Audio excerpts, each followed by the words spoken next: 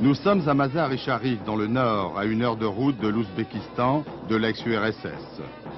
Vu d'ici, Kaboul appartient à une autre planète. Et pourtant, la route du pouvoir dans l'Afghanistan d'aujourd'hui passe par Mazar. Avec Rachid Dostum, l'ancien allié des communistes qui a retourné sa veste l'an dernier, provoquant ainsi la chute de Mohamed Najibullah. Avec son mouvement national islamique, Dostum est le mieux armé du pays. MiG-21, tanks et les redoutables troupes spéciales. Et ces dernières défilent sur l'hymne qui fut celui des partis pro-soviétiques pendant 15 ans.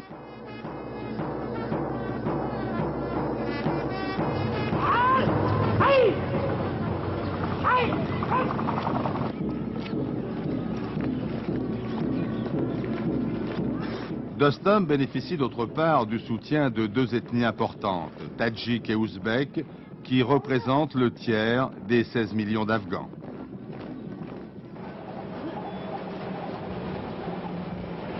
Enfin, il commande les 5 provinces du Nord, très riches, grenier à blé du pays. Le Nord se comporte donc comme un État indépendant, et Dostum comme un chef d'État.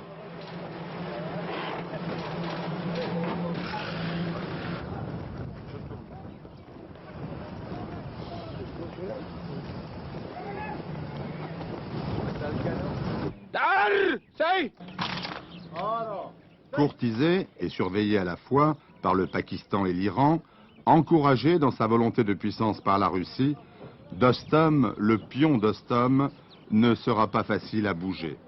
Il est sûr de lui dans sa citadelle à 10 km de Mazar. À Kaboul, les leaders fondamentalistes et surtout Gulbuddin Hekmatyar ne veulent pas entendre parler de Dostum, l'hérétique, l'anti-islamiste, puisqu'il a collaboré avec les communistes. Et c'est pourquoi ils ne l'ont pas invité personnellement aux négociations sur la paix. Mais ils ne pourront pas gouverner l'Afghanistan sans lui. Sachez que si j'avais voulu être président, personne ne serait rentré à Kaboul. Kaboul était entre mes mains. Imaginons que j'ai eu envie de quitter ma région pour être président de la République à Kaboul.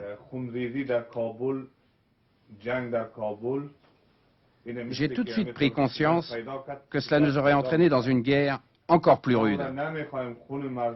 Je ne veux pas que le sang du peuple soit versé pour mon pouvoir personnel. Si j'avais voulu être président, j'étais en mesure d'avoir 10 000 hommes pour assurer l'ordre. Et aucune organisation n'aurait pu entrer à Kaboul par la force. En ce moment, tout se négocie à coups de fusil là-bas. Ce sont les fusils qui ont la parole, pas le peuple. Et je ne suis pas d'accord.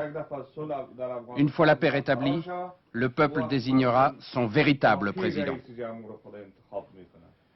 Ici, nous avons des fusils.